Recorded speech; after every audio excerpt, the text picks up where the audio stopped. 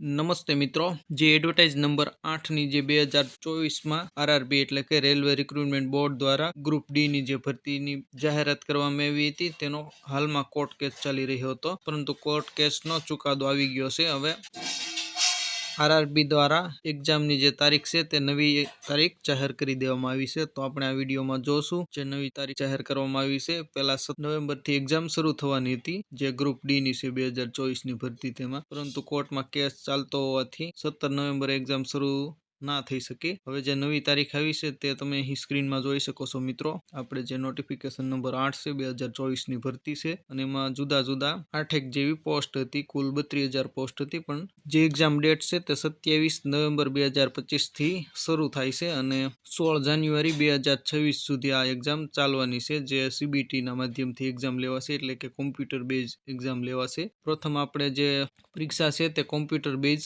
MCQ વાળી છે. ત્યાર પછી જે બીજી પોસ્ટ છે, ત્યાર પછી મિત્રો જે બીજી એક્ઝામ છે તે ફિઝિકલ એક્ઝામ છે, એટલે કે હાઇટ છે, વજન છે, ઊંચાઈ છે, તેમજ વજન ઉપાડવાનો વગેરે જે છે તે એક્ઝામ રહેવાની છે. અને ત્યાર પછી જે છેલ્લા ફાઇનલ ડોક્યુમેન્ટ વેરિફિકેશન આવશે. તો મિત્રો આપણે હવે એક્ઝામ સિટીની વાત કરીએ તો જે તમે કયા સિટીમાં તમારી એક્ઝામ રહેશે તે સિટી છે તે તમે 10 દિવસ પહેલાં જોઈ શકશો, અને તમારી જે એક્ઝામ કઈ જગ્યાએ કઈ તારીખે છે તે તમે 4 દિવસ પહેલાં કોલ લેટરમાં જોઈ શકશો. તમારે જે આરઆરબીની ઓફિશિયલ વેબસાઇટ છે તેના ઉપર લોગિન કરી તમારું લોગિન આઈડી અથવા રજિસ્ટ્રેશન નંબર નાખી અને તમે ત્યાંથી ઈ કોલ લેટર ડાઉનલોડ કરી શકશો, જે તમારી એક્ઝામ છે એના 4 દિવસ પહેલાં. તેમ છતાં જો કાંઈ મુશ્કેલી લાગે તો અહીં સ્ક્રીનમાં તમે જોઈ શકો છો હેલ્પલાઇન નંબર પણ આપેલા છે, તેના ઉપર કોલ કરી અને વધારે માહિતી મેળવી શકો છો. તો મિત્રો આ એક ગ્રુપ ડીની જે 2024ની ભરતી હતી તેના માટે એક નવી તારીખ જાહેર કરવામાં આવી છે પરીક્ષાની, તેના વિશે મેં તમને માહિતી આપી. હવે આપણે થોડો સિલેબસ પણ જોઈ લઈએ.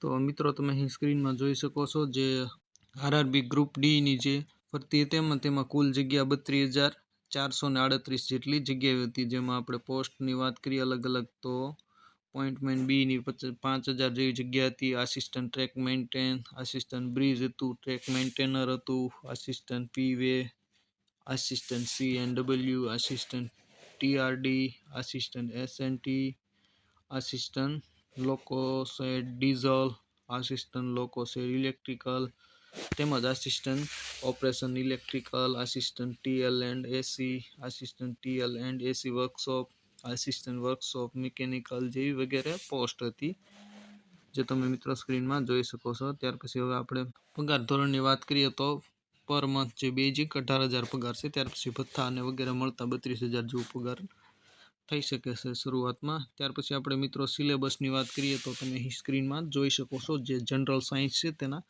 25 ક્વેશ્ચન છે અને 25 માર્ક છે. ત્યાર પછી મેથેમેટિક્સ એટલે કે ગણિતના 25 ક્વેશ્ચન છે અને તેના પણ 25 માર્ક છે. ત્યાર પછી જનરલ ઇન્ટેલિજન્સ એન્ડ રિઝનિંગ છે, તેના 30 ક્વેશ્ચન અને 30 માર્ક છે.